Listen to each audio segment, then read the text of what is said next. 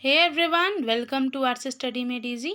तो हमारी class 7th की ज्योग्राफी सीरीज़ चल रही है जिसमें हम क्लास 7 ज्योग्राफी एनसीईआरटी को चैप्टर वाइज डिस्कस करेंगे। तो अपनी इसी सीरीज़ को कंटिन्यू करते हुए आज हम स्टार्ट करेंगे हमारे क्लास 7th की चैप्टर नंबर 4 एयर के लेक्चर 4 को। इसके 3 लेक्चर पहले हो चुके हैं। अगर आप नहीं देखे हैं तो प्लेलिस्ट का लिंक आपको डिस्क्रिप्शन बॉक्स में मिल जाएगा, आप वहाँ से देख लीजिएगा। और अगर आपको हमारे लेक्चर की पीडीएफ चाहिए तो टेलीग्राम चैनल का लिंक आपको डिस्क्रिप्शन बॉक्स में मिल जाएगा, आप वहां से पीडीएफ्स डाउनलोड कर सकते हैं। और इंस्टाग्राम में हमसे जुड़ने के लिए फॉलो करिए हमारा पेज आर्ट्स स्टडी में डीजे, वहाँ पे आपको चैनल से रिलेटेड अपडेट्स के बारे में पता चलेगा। तो चलिए अब हम शुरू करते हैं हमारा आज का लेक्चर। तो इस चैप्टर में, जो कि हमारा चैप्टर 4 एयर है, इसमें हम पढ़ रहे हैं एयर के बारे में, उसके कॉम्पोजिशन के बारे में, स्ट्रक्चर के बारे में। तो अपने इसी टॉपिक को कंटिन्यू करते हुए, इसी चैप्टर को कंटिन्यू करते हुए हम इस चैप्टर में पढ़ेंगे वेदर और क्लाइमेट के बारे में भी। ठीक, कि वेदर और क्लाइमेट बेसिकली है क्या, एटमॉस्फियर की कंसर्न्स को लेके। ठीक, मतलब एटमॉस्फियर से कैसे इसको हम रिलेट कर सकते हैं। अब ये वेदर और क्लाइमेट जो भी है हमारे, ये टोटली हमारे एयर यानी कि एटमॉस्फियर पर ही डिपेंड करता है, सन को हटाकर। हालांकि वेदर और क्लाइमेट हम अपनी पिछली क्लास 6 में पढ़ के आए हैं, इनके बेसिक्स, इनकी डेफिनेशंस। आज हम इसको एटमॉस्फियर से रिलेट करके पढ़ेंगे।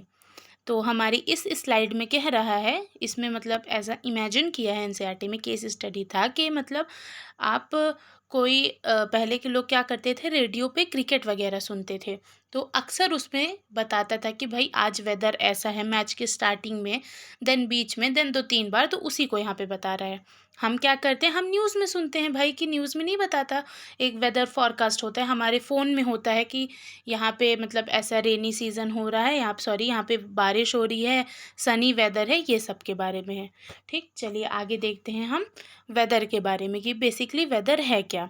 तो जो भी हमारा घंटे, मतलब हर घंटे, हर दिन ब दिन जो भी हमारे चेंजेस हो रहे हैं एटमॉस्फेयर में, वो पूरा हमारा वेदर है। अब इसको हम कैसे रिलेट कर सकते हैं, तो देखिए, अगर हमारा बरसात का मौसम चलेगा या ज़्यादा गर्मी का मौसम हो गया, या तो ह्यूमिड क्लाइमेट है, ह्यूमिड वेदर चल रहा है, तो उस टाइम हमें इरिटेटिंग टाइप का फील होगा, पूरे बॉडी में चिपचिपा चिपचिपा होगा। ह्यूमिड क्लाइमेट में गर्मी में कैसा लगता है, बहुत गर्मी लगती है, कुछ करने का मन नहीं करता, आलस आता है। ठीक, वहीं अगर मौसम ऐसा हो, मौसम यानी कि वेदर ऐसा हो, बढ़िया ठंडी हवा चल रही हो, ज़्यादा धूप भी ना हो, तो उस वेदर में हम क्या करेंगे, हम उसमें आउटिंग का प्लान बनाएंगे, भाई चलो कहीं घूमने चलते हैं। तो इससे हमें पता चल रहा है ये जो वेदर है हमारे, ये ड्रास्टिकली चेंज होता रहता है। अभी इस टाइम क्या हो रहा है, सुबह तक धूप रहती है, देन बारिश होने लगती है, देन शाम पे प्लीजेंट वेदर हो जाता है। तो इसमें क्या हो रहा है, घंटे टू घंटे हमारा एक जगह का वेदर, एक दिन का वेदर चेंज हो रहा है। तो ये है हमारा वेदर जिसमें ड्रास्टिक चेंज आते हैं। इस पर डिपेंड नहीं होता कि भाई ये एक दिन या 2 ही दिन का वेदर, ऐसा नहीं है, इसमें घंटे टू घंटे चेंजेस आते रहते हैं वेदर में। ठीक, क्लाइमेट क्या होता है, तो क्लाइमेट कोई भी लॉन्ग, बहुत ज़्यादा समय तक कोई भी पर्टिकुलर एरिया का क्या रहा, वो हमारा क्लाइमेट होता है। आप यहाँ पे कुछ इंस्ट्रूमेंट्स के बारे में बताया है जिससे हम वेदर को मेज़र कर सकते हैं। तो यहाँ पे थर्मामीटर बताया, थर्मामीटर में हम क्या करेंगे, तो कोई भी पर्टिकुलर एरिया का टेम्परेचर नापेंगे, कितना टेम्परेचर है। देन बारोमीटर दिया है जो कि एटमॉस्फेरिक प्रेशर नापने में हेल्प करता है। देन यहाँ पे रेन गैस है जो कि बताता है कि भाई एक पर्टिकुलर एरिया में कितनी बारिश हुई। और एक है ये विंड वेन, इसमें हमें पता चलता है कि भाई हमारी जो हवा है उसकी डायरेक्शन क्या है। ये कुछ इंस्ट्रूमेंट हैं जो वेदर को बताने में हेल्प करते हैं। ठीक, अब यहाँ पे डू यू नो करके था, कि इसमें कहता है कि आप सरप्राइज हो जाएंगे ये जान करके कि हमारी सन की जो एनर्जी है, मतलब अगर उसको हम 2 अरब में डिवाइड करें तो उसका हमको सिर्फ 1% मिलता है हमारी अर्थ को। तो मतलब ऑब्वियस सी बात है, सरप्राइज होने वाली तो बात ही है कि भाई जहाँ पे 2 अरब अगर सन की एनर्जी को हम डिवाइड करो, उसमें से सिर्फ एक पार्ट, वो भी इतना ज़्यादा, तो आप इमेजिन कर सकते हैं कि सन की कितनी ज़्यादा हीट होगी, कितनी ज़्यादा उसमें लाइट होगी। ठीक, इसी के साथ हम आगे बढ़ते हैं हमारे नेक्स्ट टॉपिक में, जो कि है टेम्परेचर। इसमें हम पढ़ेंगे टेम्परेचर के बारे में। तो the temperature you feel every day is the temperature of the atmosphere. अब जैसे मान लीजिए गर्मी का सीज़न चल रहा है, तो हमें गर्मी लगेगी, हॉटनेस आएगी, सॉरी हॉट टाइप का फील होगा, गर्म टाइप का फील होगा। तो उस एरिया में जो भी हमें फील हो रहा है वो हमारा इस पर्टिकुलर एरिया का टेम्परेचर है। ठीक, हमारे एटमॉस्फेयर का वो टेम्परेचर है। अब ये जो हमारी, अब इसको अगर हम बाई वर्ड मीनिंग देखें टेम्परेचर की, तो क्या होता है, the degree of hotness and coldness of the air is known as temperature. कोई भी मतलब एयर की जो भी है, एयर में कितनी ठंडक है, कितनी गर्माहट है, उसको नापने वाली डिग्री हमारी क्या होती है, टेम्परेचर कहलाती है। ठीक, the temperature of the atmosphere changes not only between, अब इसमें कह रहे हैं कि जो भी हमारे एटमॉस्फेयर का टेम्परेचर है वो सिर्फ दिन और रात में नहीं बदलता या दिन ब दिन नहीं बदलता है, वो हर घंटे भी बदल सकता है, हर घंटे वो बदलता है। इवन दिन में अलग रहता है, रात में अलग रहता है, तो ये तो होता ही है, ये डिफ़र करता है, हर घंटे ये डिफ़र करता है। बेसिकली हम कहें तो कभी कभी दिन भर का टेम्परेचर सेम रह जाता है, तो it's all depends on the weather condition of that particular area. ठीक, अब जैसे अगर हम, अब यहाँ पे एक एग्जांपल है कि जो भी हमारा समर रहती हैं वो क्या होती है, विंटर से ज़्यादा गर्म होती हैं। विंटर हमारी कोल्ड रहती है, भाई कोल्ड है तभी तो वो विंटर है, इधर हॉट है तभी तो ये समर है। अब ठीक है, इससे हम मतलब समझ सकते हैं कि भाई टेम्परेचर बेसिकली है क्या हमारे एटमॉस्फेयर में, क्या हमें फील हो रहा है, वो हमारा एटमॉस्फेयर का टेम्परेचर है, सिंपल सा बोले तो। अब ये टेम्परेचर जो है इसको इन्फ्लुएंस कैसे करता है, मतलब ये टेम्परेचर होता कैसे है, ये बढ़ता घटता किस हिसाब से, तो इसमें जो हमारा सबसे इम्पॉर्टेंट फैक्टर है जो कि टेम्परेचर के डिस्ट्रीब्यूशन के लिए रिस्पॉन्सिबल है हर एरिया के, हर पर्टिकुलर एरिया के, वो क्या है, वो हमारा है इंसोलेशन। अब इंसोलेशन क्या होता है, तो चलिए देखते हैं। तो इंसोलेशन मतलब जो भी सन की ओर से सोलर एनर्जी आ रही है उसको हमारी अर्थ कितना एब्जॉर्ब कर रही है, मतलब कितना हमारी अर्थ में आके वो फंस रही है, एब्जॉर्ब हो रही है, वो हमारी इंसोलेशन होती है।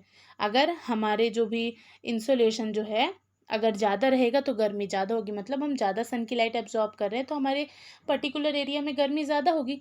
हाँ, इससे एक एग्जांपल याद आ रहा है हमको, नहीं कहते गर्मियों में काले कपड़े पहन के ना निकलो, काला कपड़ा हीट ज़्यादा एब्जॉर्ब करता है, बस तो वही है कि भाई अगर हम हमारी अर्थ में जितना भी हम हीट अब्जॉर्ब करेंगे उतनी ही ज़्यादा गर्मी रहेगी। अब काले कपड़े में क्या रहता है, वो ज़्यादा सन की ही हीट को एब्जॉर्ब करता है, सन की लाइट को अट्रैक्ट करता है, उससे हमें गर्मी ज़्यादा लगती है। तो यहाँ से हम थोड़ा सा कोरिलेट कर सकते हैं।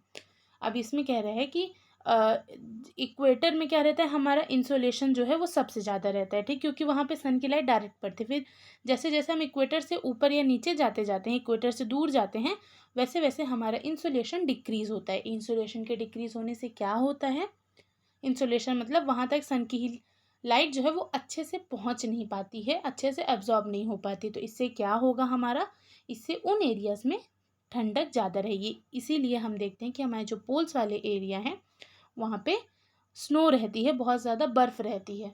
अब अगर मान लीजिए वहाँ का इंसोलेशन बढ़ गया तो उससे क्या होगा, बर्फ़ पिघल जाएगी और वो एरिया भी हमारा कल्टीवेशन वगैरह में काम आएगा, बस सिंपल सी बात है। अब इसमें कह रहा है, एक बात और कह रहा है कि हमारी जो भी सिटीज़ रहती हैं, ठीक, उन वहाँ पे टेम्परेचर विलेज के कंपैरिजन में ज़्यादा रहता है। अब ऐसा क्यों है, तो चलिए देखते हैं ऐसा क्यों है।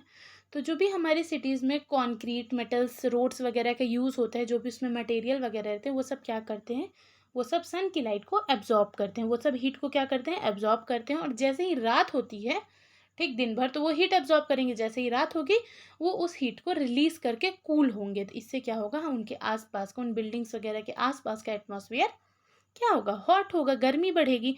वहीं अगर हम विलेज में देखें तो ऐसा कुछ विलेज में इतनी ज़्यादा मतलब बिल्डिंग्स वगैरह नहीं होती हैं जिसकी वजह से वहाँ के क्लाइमेट को कुछ ज़्यादा असर पड़ सके। और हाँ, एक और बात है कि देखिए हमारी सिटीज़ वगैरह में भीड़ ज़्यादा होती है और वहीं विलेज में कम, तो इससे भी एक हम कोरिलेट कर सकते हैं कि भाई इसकी वजह से भी थोड़ा गर्मी में टेम्परेचर में इफ़ेक्ट पड़ता है। ठीक, अब यहाँ पे हमारा डू यू नो करके दिया है जिसमें बता रहा है कि हमारे टेम्परेचर को मेज़र करने के लिए एक डिग्री है जिसको कि हम सेल्सियस कहते हैं, और ये एंड्रेस सेल्सियस के द्वारा मतलब इन्वेंट की गई है। और अगर हम इस सेल्सियस में नापें तो 0 डिग्री सेल्सियस में हमारा जो कि वाटर है वो आइस में कन्वर्ट हो जाता है और 100 डिग्री सेल्सियस में वो बॉयल होने लगता है। ठीक, तो ये थी थोड़ा सेल्सियस के बारे में इंफॉर्मेशन। आज के लिए बस इतना ही, इसके आगे हम नेक्स्ट लेक्चर में डिस्कस करेंगे। Thank you for watching and stay tuned with us.